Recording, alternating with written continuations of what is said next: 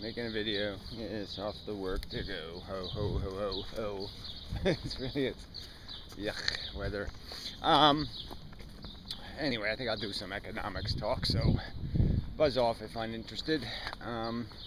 Just clarify a couple of things. It's still about this QE thing and the fact that this is unravelable. You can't, this is something that just, you can't fix it. So they used this fix to get out of the 2008 crisis, as they call it, and there's no fixing it now. Now it's really broken. So it was broken before. I mean, the debt has always been a problem that no one's ever said, well, how do we fix the debt in the end? In the end, you have to create inflation to destroy the value of the money to unravel all the debt. And they've never accepted that premise that federal debt, personal debt that can't be paid is a problem. You know, that it actually has to be destroyed in some way. It has to go away. And they never come up with a mechanism to make it go away. They just keep playing it. And yeah, maybe you can do that for 70 years. But you're just setting up the circumstance where the game is going to have to be over. And everybody's going to have to go back to whatever, some zero state, depression, whatever. You're going to have to destroy everything and, you know, reapportion, see who can grab up the pieces and, you know, claim ownership. So you just end up doing the Soviet Union version of capitalization. You know, give everybody a stake and then give most of the stakeholders no way to hold on to their stake, and then give the whole deal to the rich again. You know, I don't know if we'll keep doing that cycle, but I mean, I don't know how many times you have to see it happen before you say, let's not do that again. But anyway, so traditionally there was this thing called monetary easing and all this other bullshit. So the Fed controlled interest rates by controlling the rate that it would charge banks for transfers between banks, and then banks would base their interest rates for lending based on that minimum rate they were paying each other, and that would be the bottom. And you know, there would be a necessary increase. It's like the minimum wage. You increase the minimum wage, all the rest of the wages end up going up progressively as a rebound to that. It just happens, you know, over time. They all readjust to the new seller. So you raise the basement, the rest of the building eventually catches up. And so that's all the Fed did, blah, blah, blah, for years. And then they started doing this thing where they had this control over the currency, and so they also had another tool where every now and then they could, you know, put money in the reserve accounts, purchase stuff off the market, and if they never sold the stuff they purchased, it would be essentially currency thrown into the market. So the Fed would buy bonds, its own bonds, and basically burn them and just say, we're done with this bond. We're not going to have to play with it anymore. It's unissued debt, and instead of debt, we've converted the borrowed money into essentially printed money because they could afford to. The economy was hot enough that they could afford to print some money and spend it without having any threat of inflation, because the economy was in a condition that would allow for an expansion of the money supply. And so over the years, they've done that to some 500% increase in the currency. So, you know, multiplying by 5 of the amount of currency in circulation. And in the same period of time, from like 1980 to now, there's been about a 500% inflation. Most prices are 4 or 5 times more. Things are more expensive than they were in 1980. So you can see there's a solid relationship between that currency number, how much currency is in circulation, and real inflation over time. So all these dodges that inflation is caused by this or caused by that, I think are just that. They're dodges. The real cause of inflation was printing cash. And if we had $300 billion instead of $1.2 trillion in circulation now, I would argue that we'd be paying 1980 prices for things, because everything was always going to adjust to that currency number. So it was always sort of a lie that there was any other game in town. That it's the actual printed cash, not the reserve accounts, not this, not that, not any fake, even borrowed money, the bonds. Those things don't cause inflation. What causes inflation is the actual printing of cash and spending it. So when the government does that, when they put more dollar bills in circulation, your dollar bills get less valuable. It's just logical. So anyway, so in the crisis of 2008, they came up with all this jive to stimulate, to make people think they're rich again. And so to make them think they're rich, they made them rich, pretty much. And the idea was, you just buy a bunch of stuff off the market, and off the stock market, essentially, off the rich man to buy list, and then all the paintings available, all the stuff for rich people to buy, would go up in price. And that's how you get rid of this huge financial shock, is by reevaluating all this stuff that went down in value, like the real estate. So all that stuff goes back up in value when you buy a bunch of it off the market. So if you buy the bad debt of the consumers, Fannie Mae, Freddie Mac, and resell that as a guaranteed piece of junk, you can give people back the illusion that they have money to lend.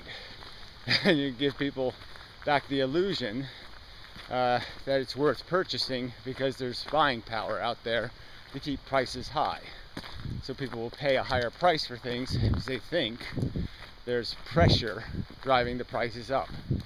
And it's all fake pressure, though, because it's not real pressure buying. It's debt buying, completely debt buying. So it's not any real energy. It's just energy made out of signed pieces of note paper saying somewhere, somehow, the future will produce $5 trillion to give you back this money. And it won't.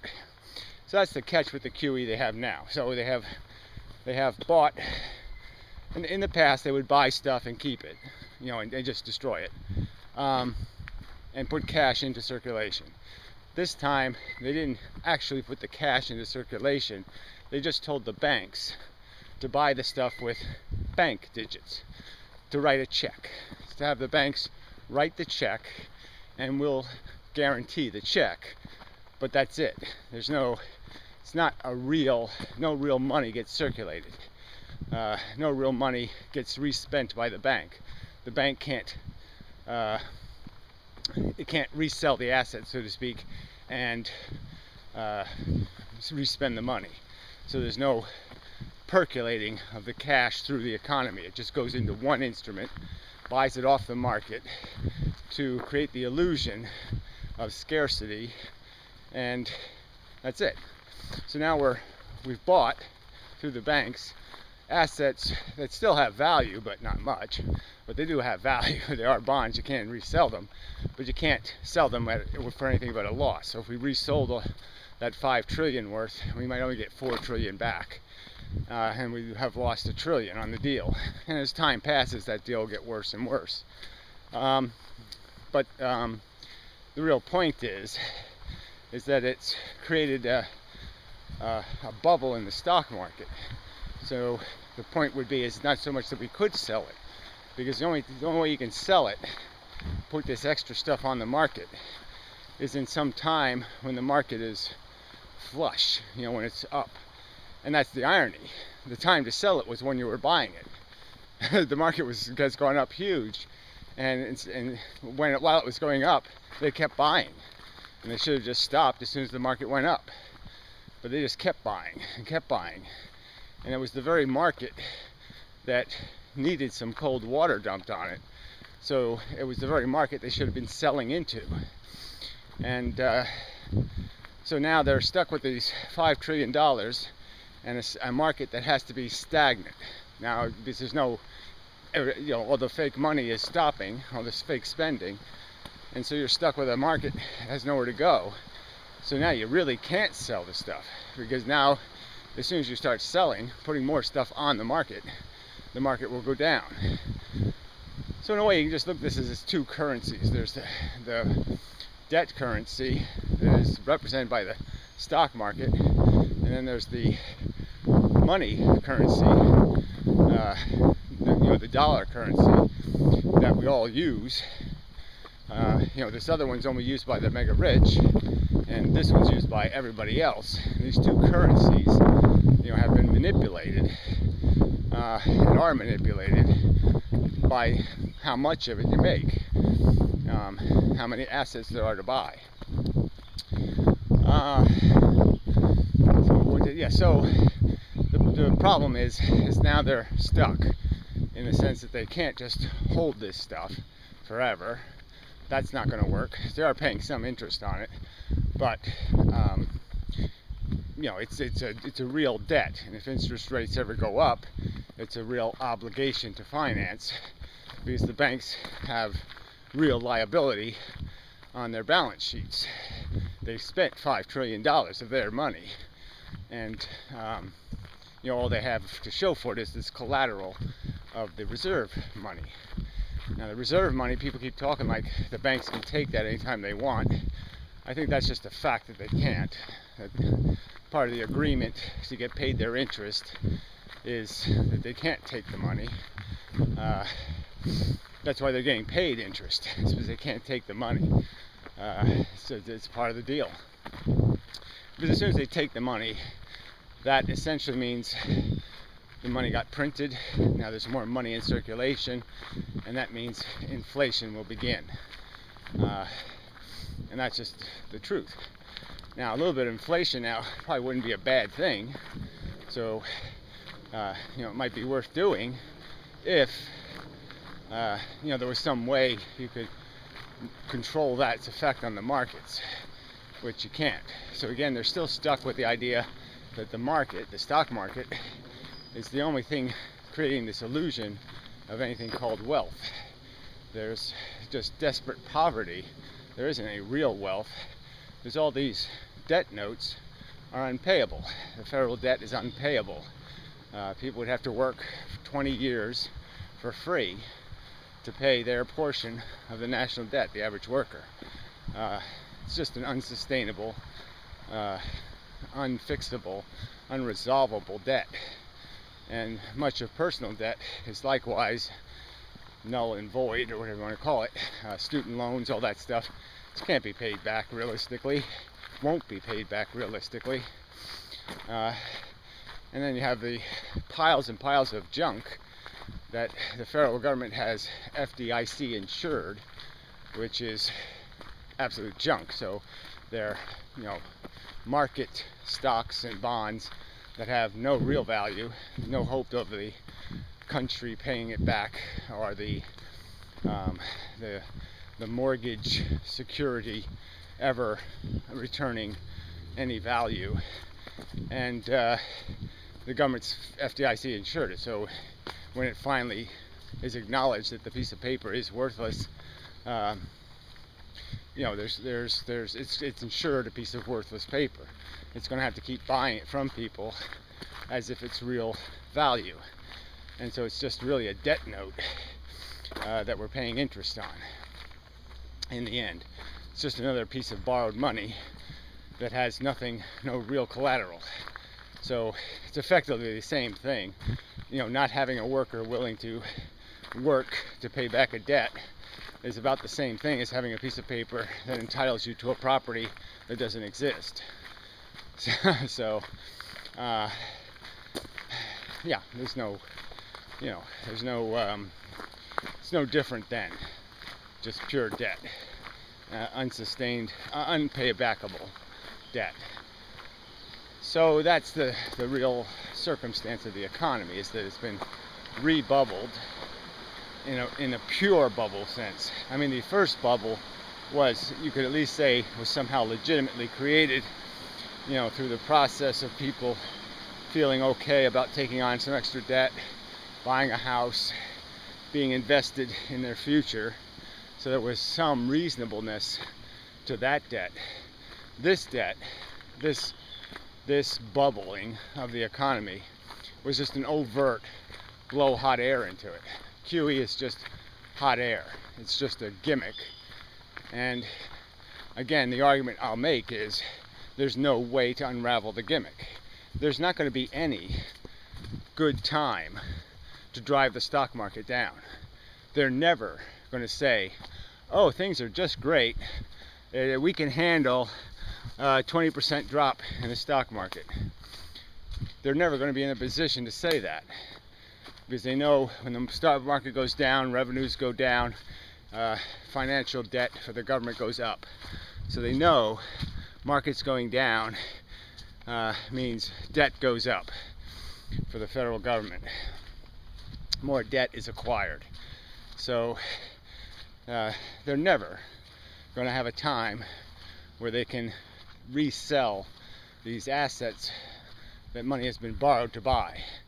But as soon as there's any kind of crisis, anytime where the banks need the money that they should have because they bought stuff with a promise that they're going to be able to pay it back because we gave them the money in the reserve accounts. Again, they're liable because they paid banknotes, their promise. They made their promise to pay somebody money for something they held, and so they're going to have to come up with a gimmick, to unravel that fake purchasing.